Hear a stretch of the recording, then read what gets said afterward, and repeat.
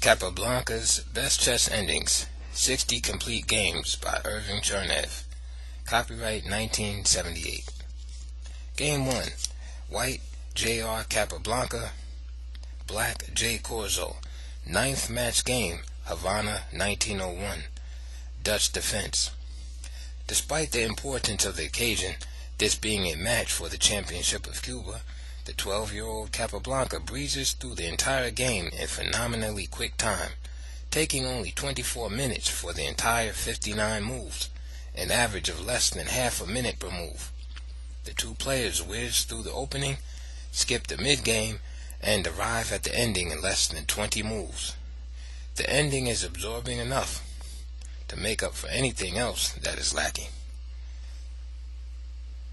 1. D4 F5. The Dutch defense has been favored by aggressive players from Morphy to Alekhine. Morphy won 2 beautiful games from Harrods with the Dutch, demonstrating in each of them incidentally his skill in the endgame. Alekhine, needing a win to capture first prize in the Hastings 1922 tournament, chose the Dutch as a fighting weapon against Bogolyubov.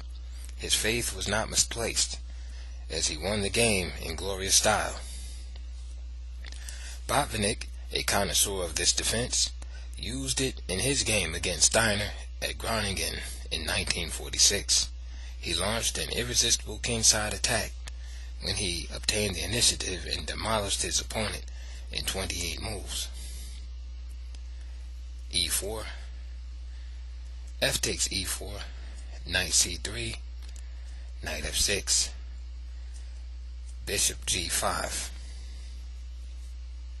Variation.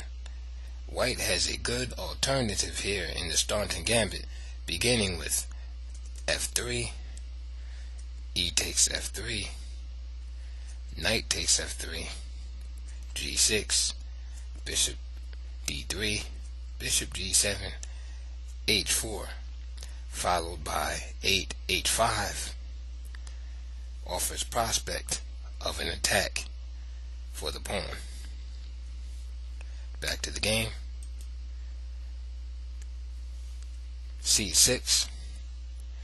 Black does not make the mistake of protecting the pawn by 4 D7 D5, as that allows Bishop takes F6, E takes F6, Queen H5, and White recovers the pawn with advantage.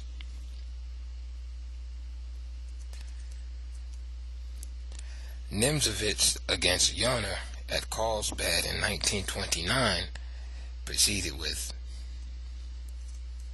B6, F3, E3, Bishop takes E3, E6, Queen D2, D5, Castle, C5, Bishop B5 check, Bishop D7, Bishop takes D7, Queen takes D7, Knight H3, Knight C6, Rook H E1, castles, Queen E2, C4, and went on to win a fine game. Back to the game. After 4 C6, Bishop takes F6, E takes F6, Knight takes E4, D5, Knight G3, Queen E7 check, Queen E2, Queen takes E2 check, Bishop takes E2, Bishop D6, Knight F3, Castle, Castle, Bishop G4, H3, Bishop takes F3, Bishop takes F3, Bishop takes G3, F takes G3, Knight D7. Corzo has relinquished any advantage the two bishops might have given him and seems to be playing for a quick draw. To his sorrow, he learns that one does not arrive at a quick draw with Capablanca by exchanging pieces. It was in the handling of the consequent positions that Capablanca was unrivaled. They often turned out to be not so simple as they appeared. Rook fe1, Rook a e8, King f1, f5, Rook takes e8, Rook takes e8, Rook e1, Rook takes e1, King takes e1, Knight f6, King d2, Knight e4 check, King e3, Knight d6. If Knight takes g3, King f4, Knight f1, ready to meet King takes f5, with Knight e3 check, winning a pawn on c2 for black. However, instead of King takes f5, Bishop e2, Knight d2, and now take the pawn, and White's king has gained ground. Back to the game after 21, Knight d6, Bishop e2, King f7. A preferable course was g5 to keep White's king at bay. After King f7, King f4, King f6. The position may look drawish, but it is to Capablanca's liking. He often manages to squeeze a win out of a theoretical draw. In discussing the relative worth of knight and bishop, Capablanca once remarked, "The weaker the player, the more terrible the knight is to him. But as a player increases in strength, the value of the bishop becomes more evident to him. And of course there is, or should be, a corresponding decrease in the value of the knight as compared to the bishop." h4. Clearly this is to prevent g5 check. g6. Not at once. h6. To support g5 check, because h5 stops that little scheme. After g6, g4, h6. Still intent on advancing the knight pawn, but he gets no chance to do so. g5 check. H takes g5. H takes g5 check. King e7. g4. F takes g4. Bishop d3. Knight to f5. This results in White's getting an outside passed pawn, an advantage, as its threat to move on ties down Black's pieces. David Hooper suggests King f7 instead when King takes g4, Knight b5, c3, Knight c7 offers good drawing chances. Back to the game after Knight f5. King takes g4. Knight takes d4. After King e6, Bishop takes f5 check. G takes f5 check. King f4.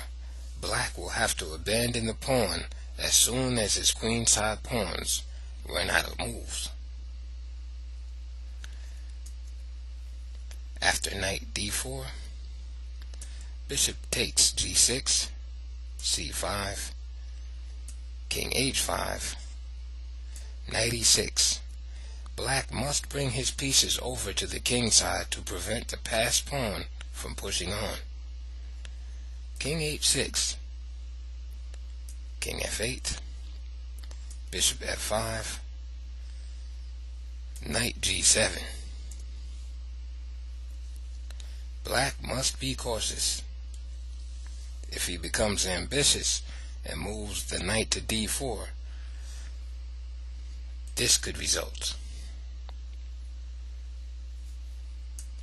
Bishop to d7, knight takes c2, g6, king g8, bishop e6 check, king h8, g7 mate. Or after knight d4, bishop d7, knight f3, g6, knight e5, g7, king g8, bishop e6 check, knight f7, king g6, and white mates. Next move. Back to the game after 34, knight g7, bishop c8, b6, g6, d4, b3. This prevents the c pawn from advancing. King g8, a4, and this holds back the b pawn. King f8, bishop g4, knight e8, king h7, knight g7, king h6, knight e8, bishop e2, knight g7, bishop c4, knight e8, king g5, king e7. If king g7, bishop b5, knight d6, bishop d3, knight e8, king f5, and the king wanders over to the queen side to pick up some pawns, his own passed pawn being protected. After king e7, king f5, knight g7 check, king e5, knight h5. Black dare not shift forces to the queen side. If king d7, king f6, knight e8 check, king f7, knight d6 check, king f8, and black must give up his knight for the passed pawn. After knight h5, bishop e2, knight g7, king d5, knight e8. On king d7, bishop g4 forces the king to an unpleasant decision. Moving to e7 will lose the queen side pawns, while moving to c7 will cost the knight. After knight e8, king c6, knight g7, king b7, king d6, king takes a7, king c7, king a6,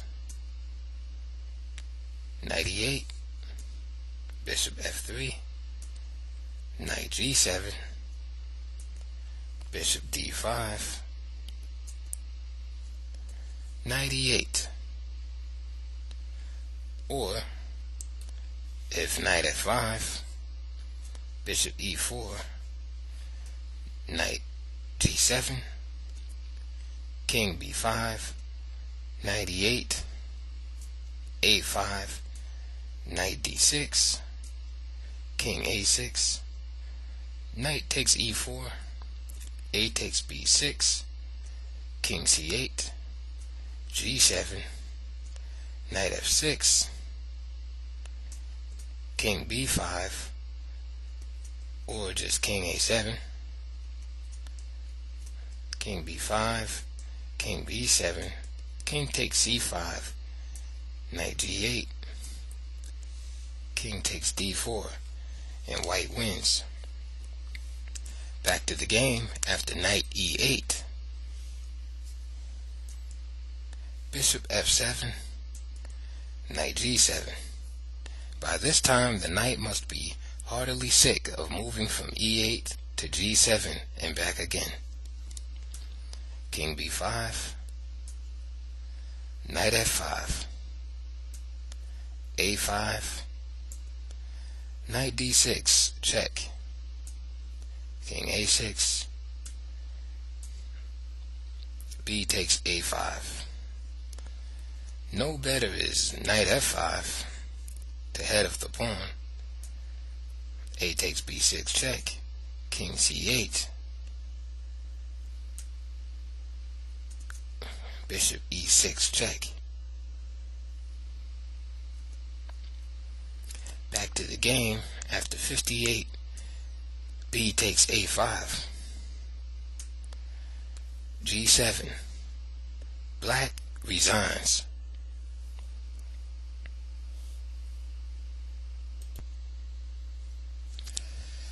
Game 2.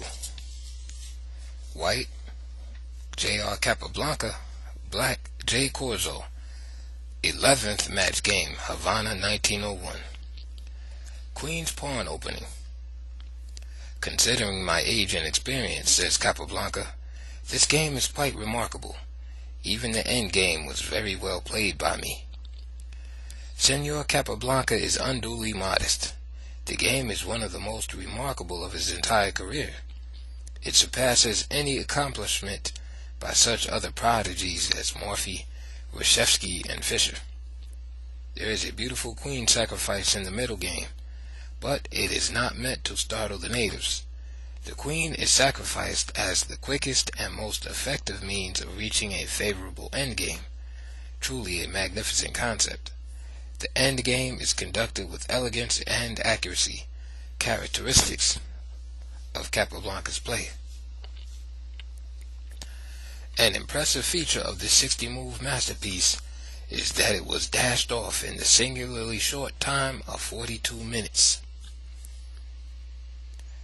1 d4, d5, knight f3, c5, e3, knight c6, b3, e6, bishop b2, knight f6, knight bd2, c takes d4. There was no hurry to make this exchange. The recipe called for more development. By 6, bishop e7, or bishop d6. E takes d4, bishop d6, bishop d3, castles. Black plays mechanically and thereby misses a good opportunity. With queen e7, he threatens to force a break in the center by e6, e5, as well as get rid of white's potentially strong queen bishop by bishop to a3. Back to the game after 8 castles. Castles, knight h5. The object of this move is to induce the reply g3, which does white no harm, but it loses time. Black should centralize instead by knight b4, bishop e2, knight e4, followed by f5. Back to knight h5, g3, f5, knight e5, Knight f6. Of course not. Bishop takes e5. D takes e5. g6. On queen e8. Bishop a3. Knight e7. Bishop takes e7. Wins a piece for white. After g6, black's position has deteriorated, the black squares near his king being irremediably weak, while his remaining bishop is virtually imprisoned by the many pawns standing on white squares.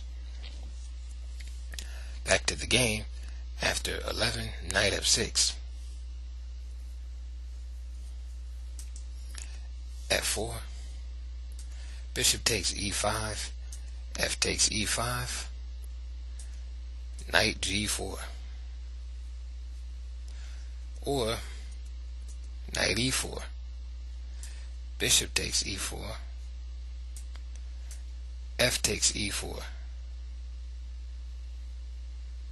But not D takes e4, when knight c4, threatening to plant itself at d6, is too painful to bear.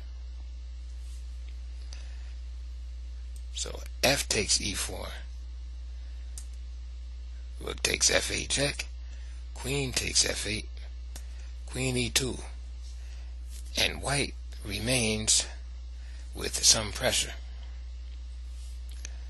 Back to the game after 13, knight g4. Queen e2, queen b6, knight f3, bishop d7, a3. This wards off the menace of knight b4, followed by removing one of the bishops.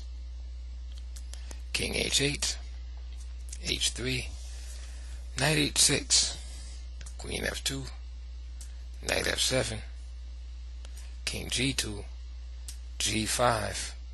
Strange as it may seem, this renders black's king vulnerable to attack on the long diagonal by the bishop hidden away at b2. g4, knight e7. This is better than f4 when h4 opens up the rook file for the benefit of white's pieces. After knight e7, queen e3, rook g8, rook a e1, knight g6, g takes f5, knight f4 check, king h2, knight takes d3, queen takes g3, e takes f5, c4. Black's queen pawn must be destroyed. Once it is gone, white's pieces can release their pent-up power. Queen e6, c takes d5, queen takes d5, e6. Begins a grand combination. To checkmate? No, checkmate appears in the notes. The point of the combination, which includes a queen sacrifice, is to clear away some pieces and leave white with the superior endgame. Bishop b5. Black avoids the capture. Bishop takes e6. When rook takes e6, queen takes e6, d5 check is the grievous consequence. Back to the game after 28, bishop b5. Queen takes b5. Beautiful. Queen takes b5, d5 check. Rook g7, e takes f7, h6, knight d4, queen takes f1.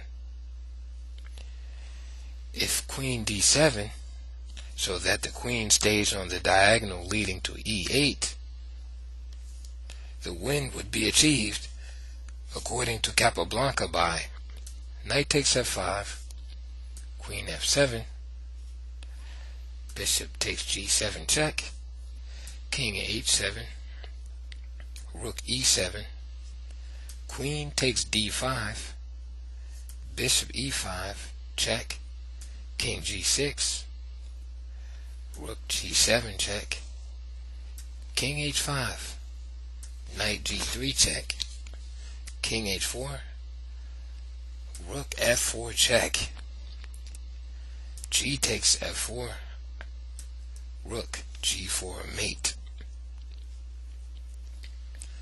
Back to the game after 32. Queen takes f1, rook takes f1, rook takes f7, rook takes f5, rook takes f5, knight takes f5, king h7, knight e7.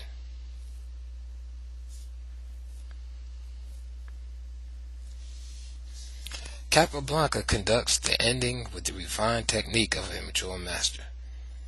He has a slight material advantage, with two minor pieces against a rook, while the passed pawn is a positional advantage, as its advance must be prevented at all cost. Capablanca plans to keep black's king from approaching the pawn, while his own king will move toward the center to assist its advance. Knight e7 cuts the king off from the center.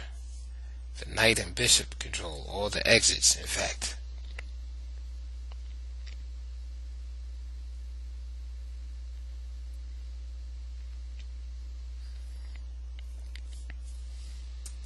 Rook f8 threatens to win a piece by rook f2 check. If rook e8 instead, d6, rook d8, bishop e5, and white brings his king up the board. Back to the game after 36. Rook f8, king g2, h5, d6, g4, h takes g4, h takes g4, bishop e5. Also possible is king g3. If rook f3 check, king takes g4, rook takes b3, and after bishop d4, it's a mate in 10 moves. Back to the game after 40. Bishop e5 from white. King h6. Now rook f3 has little effect.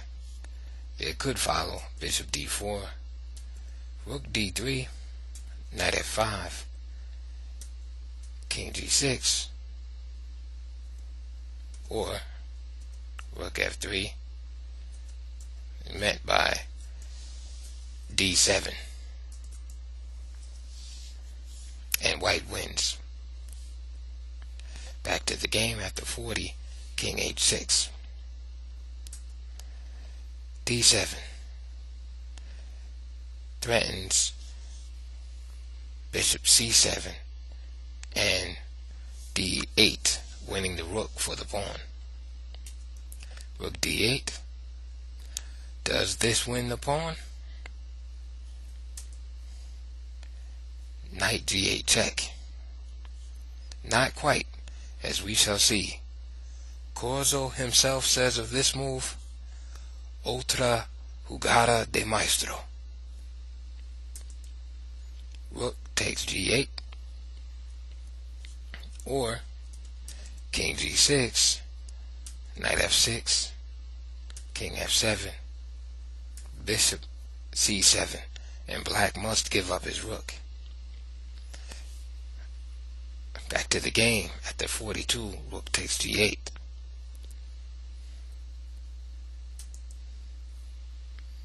Bishop f6.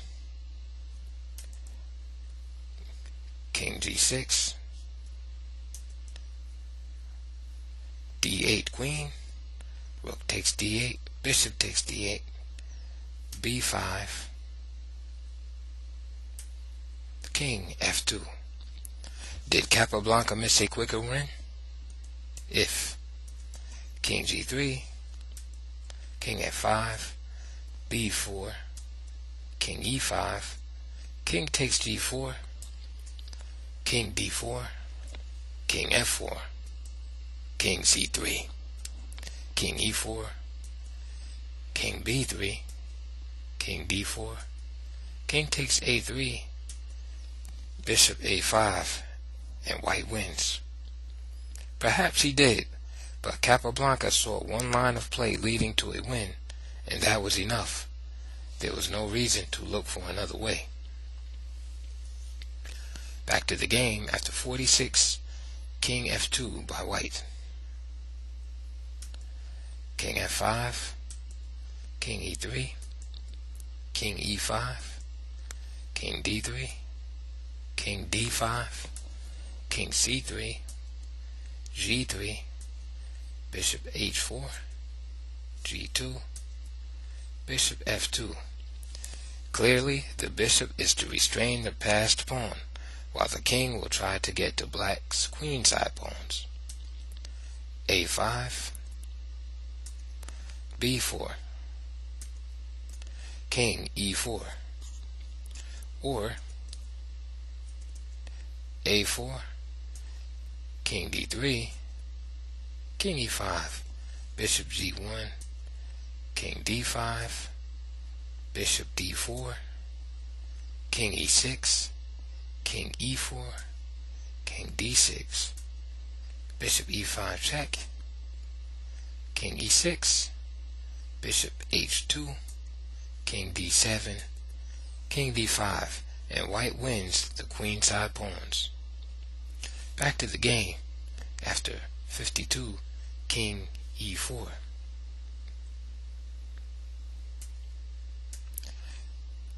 Bishop b6.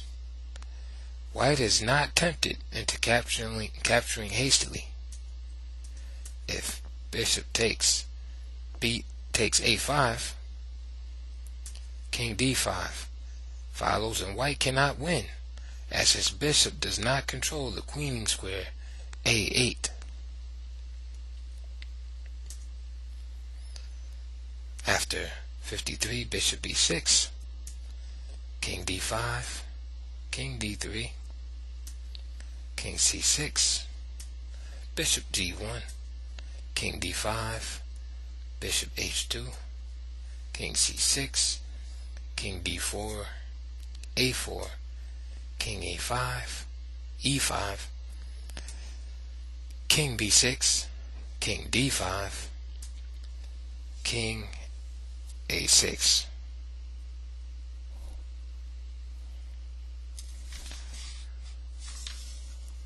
Corzo's last hope is that Capablanca will make the natural move, King c6, when the reply forces a draw.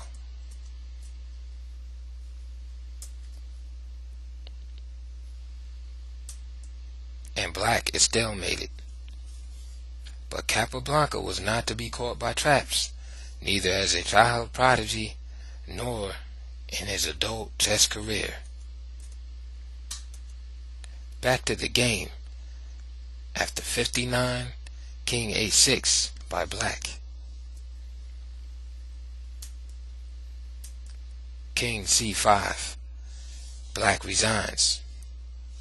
It is worth repeating that Capablanca took less than a minute per move for the whole of this astonishing game, queen sacrifice and all.